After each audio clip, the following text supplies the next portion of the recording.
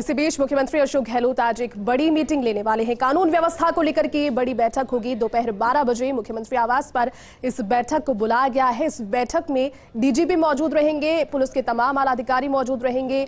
उदयपुर घटना के बाद आज जोधपुर का दौरा रद्द कर जयपुर मुख्यमंत्री अशोक गहलोत लौट गए हैं। त्वरित कई निर्णय भी लिए गए। प्रदेश भर में धारा 144 इंप्लीमेंट कर दी गई है।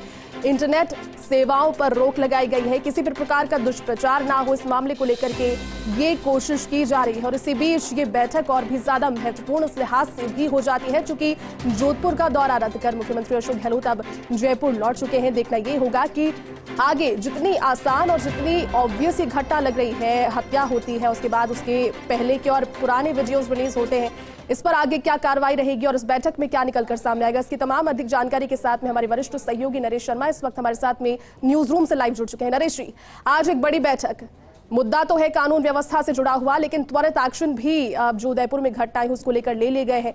क्या इस बैठक से और सामने आ सकता है नरेश जी, क्या पूरी जानकारी? बिल्कुल, देखिए, त्वरित एक्शन कल भी किए गए थे और आगे भी भविष्य में किए जाने हैं और यही कारण है कि मुख्यमंत्री अशोक गहलोत अपने जोधपुर का जो 3 दिन का दौरा है उसको निरस्त करके 10 बजे जयपुर पहुंचे। अभी वो अपने आवास पर है और फ़ोन पे जो उदयपुर के जो अधिकारी हैं उनसे लगातार बातचीत कर रहे हैं। 12 बजे मुख्यमंत्री आवास पे एक बड़ी मीटिंग होगी, उच्च स्तरीय मीटिंग होगी, जिसमें कानून व्यवस्था की समीक्षा की जाएगी। इस बैठक में जो गृह राज्य मंत्री है राजेंद्र यादव, CS है, इसके अलावा प्रिंसिपल सेक्रेटरी होम है वो रहेंगे, SCS होम रहेंगे, DGP रहेंगे, DG इंटेलिजेंस रहेंगे, ADG क्राइम रहेंगे, ATS एंड SOG और लॉ एंड ऑर्डर रहेंगे। तो जो फोकस है वो इस बात को लेकर रहेगा, जिसमें 2-3 मुद्दे मुख्य रूप से शामिल रहेंगे। पहली बात तो है कि अभी प्रदेश में जो तनाव है उस तनाव को दूर करने के लिए, सामान्य स्थिति लाने के लिए किस तरह से पुलिस के स्तर पे और प्रयास होने चाहिए और साथ में जो सेंसिटिव इलाके हैं जहाँ पे लगता है कि वहाँ अशांति हो सकती है, जहाँ और तो ऐसे में वहाँ पे पुलिस जाब्ता है वो ज़्यादा से ज़्यादा वहाँ तैनात किया जाए। और इंटरनेट सेवा फ़िलहाल बंद की हुई है, लेकिन जब इंटरनेट सेवा फिर से शुरू होगी और जहाँ पे कह सकते हैं कि जो वीडियो वायरल हुए हैं पहले से उनको किस तरह से रोका जाए और इंटरनेट सेवा जब बहाल होती है तो उसके बाद की स्थिति से किस तरह से निपटा जाए। तीसरी अहम बात है कि जिन हत्यारों को पकड़ा गया है उनको जल्द से जल्द सज़ा किस तरह से दिलाई जाए। और जो खासकर उदयपुर की बात करें, जहाँ कुछ थाना क्षेत्रों में कर्फ्यू लगा है, वहाँ की स्थिति सामान्य करने के लिए किस तरह के कदम उठाए जाने चाहिए। क्योंकि देखिए, ये मुद्दा जो है अब सिर्फ राजस्थान का मुद्दा नहीं है, सिर्फ उदयपुर का मुद्दा नहीं है। आप देख सकते हो कि पूरे देश में इस बात को लेकर चर्चा है, कई जगह तनाव की स्थिति है। तो ऐसे में जो प्रदेश का जो माहौल है, जो शांति का वातावरण है, वो खत्म ना हो और उसमें टूटे नहीं। ऐसे में जो पुलिस प्रशासन को तो सतर्क रहना ही होगा और कहाँ इंटेलिजेंस की खासकर कहीं फेल्योर अगर रही है इस मामले में तो उस पर क्या होना चाहिए और जो इसमें कहीं लापरवाही में कहीं दोषी है तो उन पर भी कोई कार्रवाई बनती है क्या, ये भी इस मीटिंग में तय किया जाएगा। साथ में जिनकी हत्या हुई है उनके परिजनों को किस तरह से सरकार की तरफ से कुछ सहायता घोषित की गई है, आगे किस तरह से क्या हो, तमाम चीज़ें रहेंगी। लेकिन कानून व्यवस्था को लेकर जो आज की मीटिंग है 12 बजे की, वो सबसे महत्वपूर्ण है।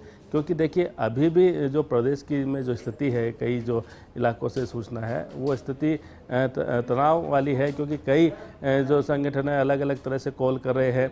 राजधानी जयपुर में भी कुछ इलाकों में बंद का आह्वान हुआ है, खातीपुरा इलाके में अभी बंद का आह्वान हुआ है कि 2 घंटे के लिए बाजार बंद रखे जाएंगे। ऐसे कई इलाके हैं जहाँ भी बंद का आह्वान हो सकता है आने वाले दिनों में किया जाए। लेकिन जो महत्वपूर्ण बात है कि विपक्षी जो नेता है उनको भी भरोसे में रख के उनसे भी बातचीत करके किस तरह से प्रदेश में एक सामान्य स्थिति रखी जाए और जहाँ पे ज़रूरत पड़े कि पुलिस जाब्ते की, जहाँ पे पुलिस एक्शन की ज़्यादा ज़रूरत पड़े वहाँ पे किस तरह से एक्शन लिया जाए।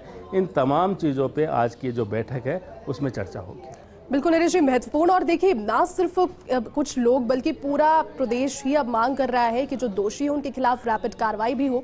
दोषियों को जब पकड़ा गया नरेश जी, उनसे 3 अन्य संदिग्ध लोगों के बारे में उन्होंने जानकारी दी। यानी कि कहीं ना कहीं मुख्यमंत्री अशोक गहलोत का जो बयान रहा है कि किसी एक एलिमेंट की सहायता के बिना ऐसा कृत्य हो नहीं सकता, उस पर भी इंगित करता है। जब आपके साथ 2 लोग तो वीडियो बना रहे हैं, खंजर यहाँ पर उनके पास में है, लेकिन खंजर तो उन्होंने बनाने की कोशिश सोशल मीडिया को भी की है, उसे भी एक हथियार की तरह से उन्होंने एक प्रॉप की तरह से यूज करने की कोशिश की, उसके बाद वीडियोस को सर्कुलेट किया। देखिए, जिस तरह से वीडियो हमने देखा वायरल हो रहे हैं, जिस तरह की तस्वीरें आ रही हैं, उससे तो साफ है कि सिर्फ 2 व्यक्ति इसमें शामिल नहीं हैं। ऐसे व्यक्ति भी है जिन्होंने वीडियो बनाए, हथियार बनाए होंगे, इनको मदद की होगी, उदयपुर घटनास्थल से भगाने में मदद की होगी। तो ये तमाम चीजें हैं जो जांच का विषय है। इस बारे में फिलहाल कहना जल्दबाजी होगी, क्योंकि अलग अलग जो जांच एजेंसियां हैं वो अपने स्तर पे काम कर रही है।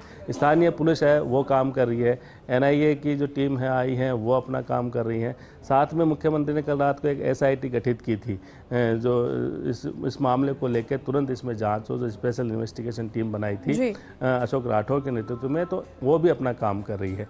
तो अभी ये बड़ा जांच का विषय है। अभी जो जानकारियां जो मिल रही है, अभी साथी सत्यनारायण जो इंटरव्यू किया था पुलिस अधिकारी का, उनको भी कहना था कि अभी प्रारंभिक जानकारियां है, क्योंकि इसमें बहुत डिटेल में जाने की जरूरत है कि इस पूरे जो ये जघन्य हत्याकांड हुआ है इसमें क्या सिर्फ ये 2 लोग ही शामिल है या कोई एक अलग ऑर्गेनाइजेशन है, कोई अलग लोग जो है इसमें शामिल है, तमाम जांच का विषय है। लेकिन ये कि जिस तरह से घटना हुई है उदयपुर में घटना, ये सामान्य घटना नहीं है।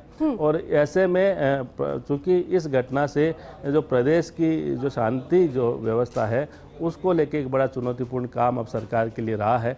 तो बिल्कुल नरेश, देखिए प्रदेश की शांति में कुछ असामाजिक तत्वों के द्वारा खलल डालने की कोशिश की गई, लेकिन इसी बीच सबसे बड़ी खबर यही है कि 12 बजे जो बैठक होगी उससे क्या निकलकर सामने आता है, इस पर सभी की नजरें बनी रहेगी। बहुत बहुत शुक्रिया नरेश जी तमाम जानकारी के लिए और साथ जुड़ने के लिए।